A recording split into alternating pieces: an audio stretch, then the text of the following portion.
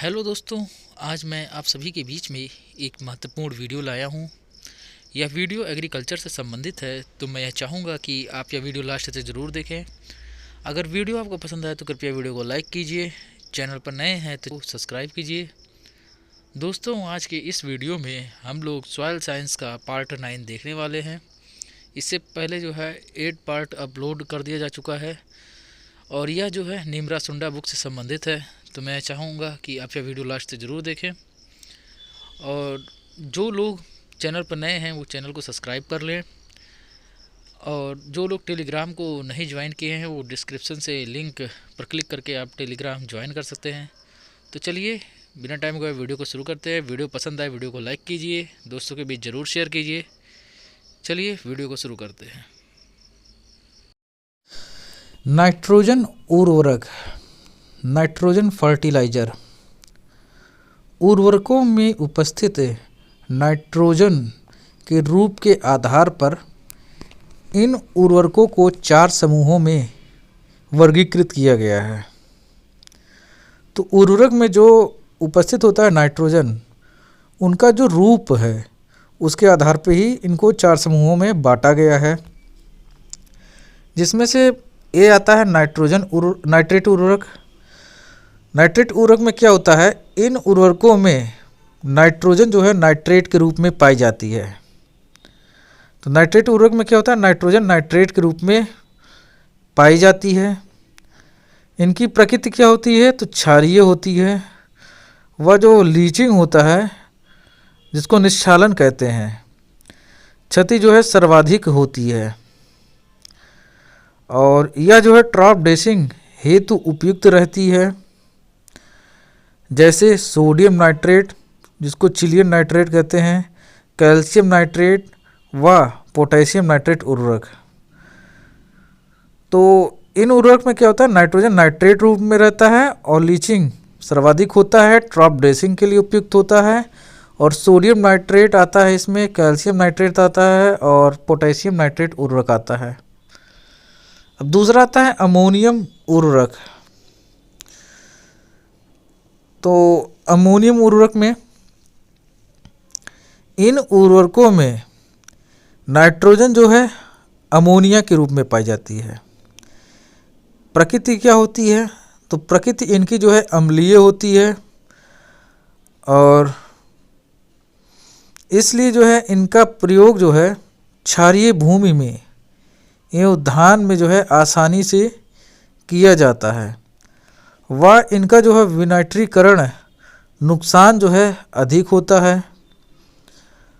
और उदाहरण के तौर पे इसमें जो है अमोनियम सल्फेट, जो कि धान का मुख्य उर्वरक है, उसके बाद अमोनियम फास्फेट जो कि, और ammonium chloride, anhydride ammonia. Anhydride ammonia में क्या है, सबसे अधिक नाइट्रोजन व तरल अवस्था में पाया जाता है एवं अमोनिया घोल आता है।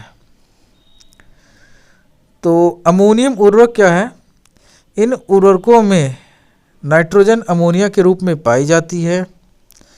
प्रकृति क्या होती है, अम्लीय, और इसलिए इनका प्रयोग क्या है, क्षारीय भूमि में एवं धान में जो है आसानी से किया जाता है। इनका विनाइट्रीकरण जो है नुकसान अधिक होता है। अब जैसे अमोनियम सल्फेट आता है, धान का यह मुख्य उर्वरक है। अमोनियम फास्फेट आता है, अमोनियम क्लोराइड, एनहाइड्राइड अमोनिया, जिसमें सबसे अधिक नाइट्रोजन व तरल अवस्था में पाया जाता है, एवं अमोनिया घोल आता है।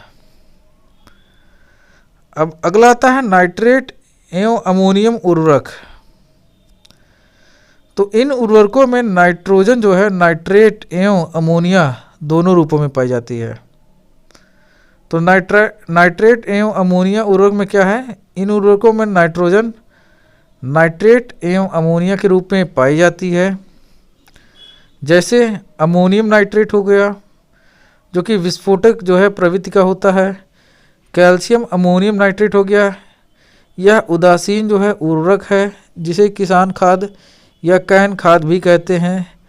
और अमोनियम सल्फेट नाइट्रेट उर्वरक हो गया।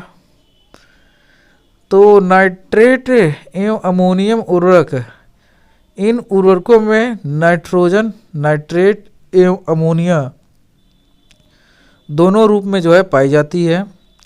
और अमोनियम नाइट्रेट जो कि विस्फोटक प्रवृत्ति का है, और कैल्शियम अमोनियम नाइट्रेट क्या है, ये आपका उदासीन उर्वरक है।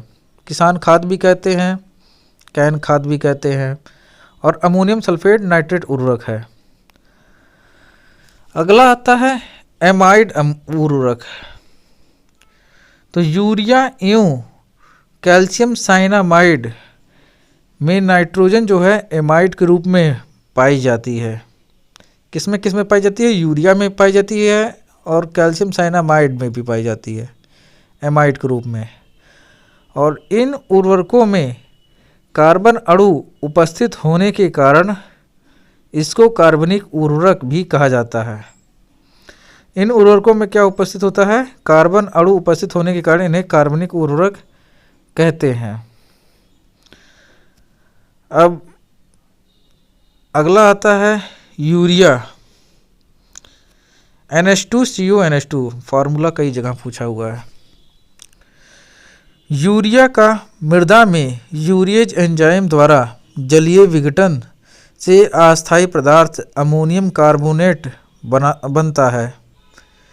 यूरिया का मृदा में क्या होता है? यूरिएज एंजाइम द्वारा जलीय विघटन होता है। तो किसके द्वारा जलीय विघटन होता है? तो यूरिएज एंजाइम द्वारा जलीय विघटन से अस्थायी पदार्थ क्या बनाता है? अमोनियम कार्बोनेट बनाता है। और इसका प्रयोग करने से मृदा में हल्का अम्लीय प्रभाव छोड़ता है। और ठोस नाइट्रोजन उर्वरकों में सबसे अधिक नाइट्रोजन युक्त जो है 46% एवं नाइट्रोजन का सबसे सस्ता स्रोत है। नाइट्रोजन का सबसे सस्ता स्रोत क्या है? यूरिया है ये। और इसे जो है कार्बनिक उर्वरक भी कहते हैं। या दानेदार या पिल्स अवस्था में जो है उपलब्ध रहता है। तो यूरिया का मृदा में यूरिएज एंजाइम द्वारा जलीय विघटन होता है और जिससे अस्थायी पदार्थ क्या निर्मित होता है? अमोनियम कार्बोनेट होता है। और इसका प्रयोग करने से मृदा पर कैसा प्रभाव होता है? तो हल्का जो है अम्लीय प्रभाव छोड़ता है और इसे कार्बनिक उर्वरक भी कहते हैं। अब आता है बायूरेट। यूरिया निर्माण के दौरान उच्च तापमान के कारण यूरिया के दो अणुओं के आपस में मिलने से बनने वाला विषैला पदार्थ जो पौधों के लिए हानिकारक होता है। यूरिया निर्माण के दौरान उच्च तापमान के कारण यूरिया के दो अणु के आपस में मिलने से विषैला पदार्थ जो है तैयार होता है जो पौधों के लिए हानिकारक होता है, बायूरेट होता है। और यूरिया में बायूरेट की सांद्रता 1.5% से अधिक नहीं होनी चाहिए। 1.5 मतलब जो है 1.5, 2.5 मतलब 2.5, ठीक है। तो यूरिया में बायूरेट की सांद्रता 1.5 से अधिक नहीं होनी चाहिए, क्योंकि इससे जो है अधिक सांद्रता जो है फसलों के लिए हानिकारक होती है। और फिर पर्णीय छिड़काव के समय यूरिया में बायूरेट की सांद्रता 0.5% और फसलों वह जो है 0.25% नींबू वर्गीय फलों से अधिक नहीं होना चाहिए। तो पर्णीय छिड़काव के समय क्या होता है? यूरिया में बायूरेट की सांद्रता 0.5% और फसलों में जो है 0.25% जो है नींबू वर्गीय फलों में अधिक नहीं होनी चाहिए। अब कैल्शियम साइनामाइड 21% पाया जाता है उसमें। अब स्लो रिलीज होने वाले नाइट्रोजन उर्वरक, तो इन उर्वरकों में नाइट्रोजन जो है धीरे धीरे मुक्त होते हैं। स्लो का मतलब ही धीरे धीरे है। और इनके प्रयोग से जो है लीचिंग नुकसान कम होता है। जब स्लो रिलीज होगा तो नुकसान जल्दी कैसे हो सकता है? तो ये इसमें भी लीचिंग जो है धीरे धीरे ही होगा। और संश्लेषित यौगिक ये जो हैं स्वाभाविक रूप से नाइट्रोजन धीरे धीरे जारी करते हैं, जैसे आइसोब्यूटालाइन डाईयूरिया है, और इसमें यूरिया फॉर्मेल्डिहाइड क्रोटोनिलिडिन और डाईयूरिया आता है। तो संश्लेषित यौगिक में क्या होता है, ये स्वाभाविक रूप से नाइट्रोजन जो है धीरे धीरे जारी करते हैं, जैसे आइसोब्यूटालाइन ब्यूटाइलिन और उसके बाद डाईयूरिया, यूरिया फॉर्मेल्डिहाइड क्रोटोनिलिडिन डाईयूरिया। अब लेपित नाइट्रोजन, तो लेपित नाइट्रोजन में क्या होता है, ये उर्वरक निष्क्रिय सामग्री की जो है अर्धपारगम्य झिल्ली द्वारा ढके रहते हैं। तो किसके द्वारा ढके रहते हैं, तो निष्क्रिय जो है सामग्री पदार्थों की अर्धपारगम्य झिल्ली द्वारा ढके रहते हैं। जैसे सल्फर लेपित यूरिया आता है, नीम लेपित यूरिया आता है, मोम लेपित यूरिया आता है, लाख लेपित यूरिया आता है।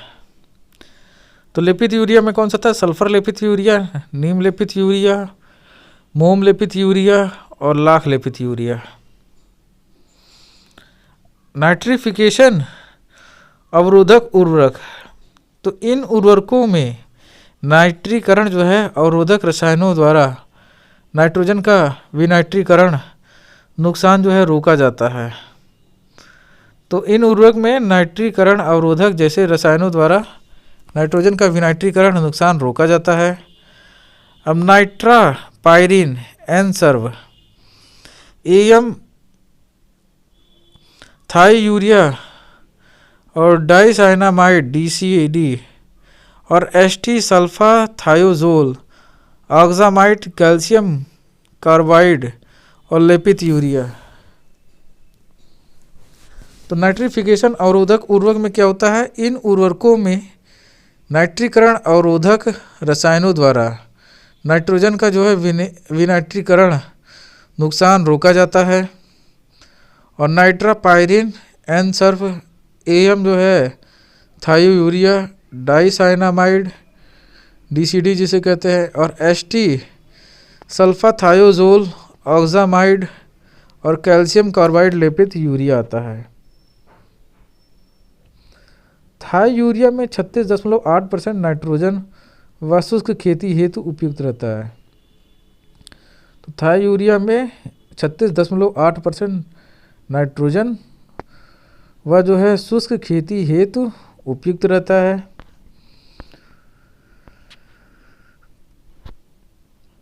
तो अब बाकी फास्फेटिक उर्वरक जो है ये बाद में देखा जाएगा। यूरिया आपका यहाँ पे, यूरिया नहीं नाइट्रोजन उर्वरक जो है ये वाला आपका कंप्लीट हो गया। तो दोस्तों ये था आज का वीडियो।